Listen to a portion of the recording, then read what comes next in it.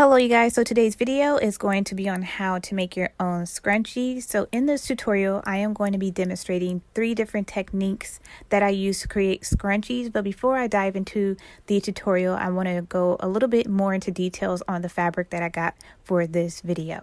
So lately I've been making a lot of swimwear and just a lot of outfits over the summer.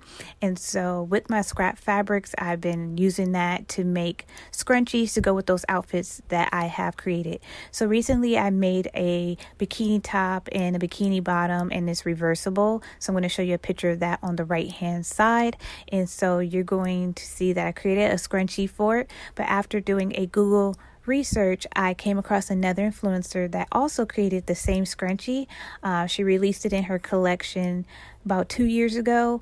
And so I just thought it was interesting to see that somebody have already created the scrunchie. Not saying like the fabric is super exclusive, but this is actually my first time seeing this fabric at Joann's, and everybody knows I am a fabric hoarder, so I'm always searching for fabric at Joann's.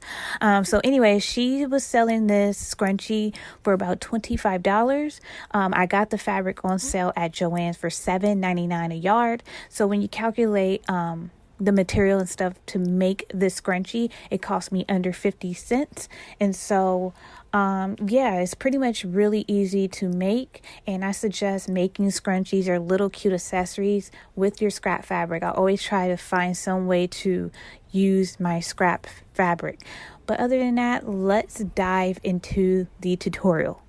I already talked about the type of fabric I have. I also have swatches from different fabrics that I bought. I also have some scrunchies and my scissors. You're also going to need a ruler. Also on the right hand side, I have different elastics. You can get this at Joann's, Hobby Lobby, and so forth. Because I'm going to be showing you guys 3 different methods in this video. I also have like this slider cutter that I got from Hobby Lobby. This is really helpful when cutting in a straight line. And so you want to make sure you cut your fabric about 18 inches wide and 4 inches long. You're going to take the end and fold it over about 1/2 inch and sew it down, because that's going to be part of the end of the scrunchie that we're going to overlap. You're going to fold your fabric over again and sew all the way down. I like to do a nice zigzag stitch just like this, and once you do that, you want to flip your fabric inside out. Once you have flipped your fabric, it should look like this. Next, we're going to take our piece of elastic. So I'm using the white elastic here, and I have a safety pin at the end. I cut about 9 inches, but I suggest about 8 inches for the elastic because I end up cutting it at the end just to make it a little bit shorter. So you're just going to put the elastic in till you get to the other side, take the ends and tie it in a knot. And so remember, I said it was a little bit too long, so I end up cutting about 1 inch off. Next, we're going to take the end of our scrunchie and the side that we sewed down about 1/2 inch. We're going to overlap it to the other side, and we're going to hand stitch it. So when you overlap the fabric, you want to make sure everything is nice and tidy, and you want to make sure that the seams are matching up. So you want to take your needle and thread, and a type of stitch that I suggest doing is a slip stitch. So basically with a slip stitch, you're kind of picking up fabrics from both sides and kind of weaving side to side.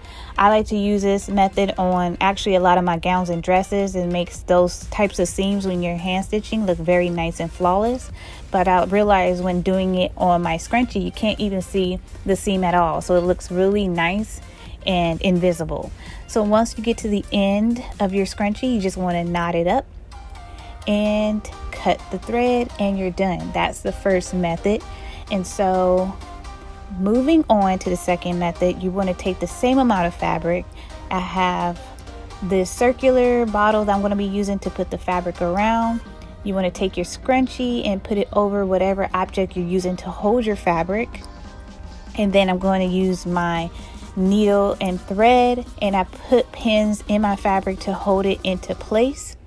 And so I'm just going to hand stitch all the way around, just weaving in and out.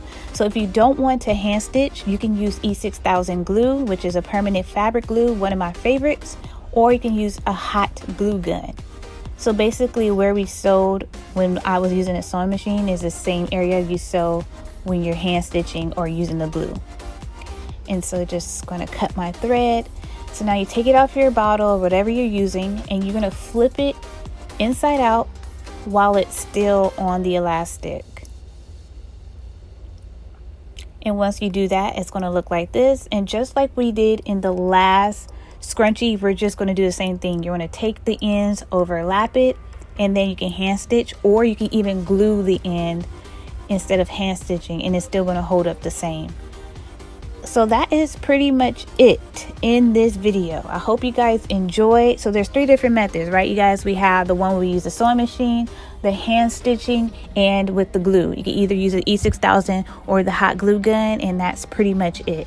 Just making these scrunchies are so fun and inexpensive to do, and it's a really cute accessory to add to your clothing. I hope you guys enjoyed this video. If you did, make sure to share, like, and subscribe, and I'll see you next week for a new video.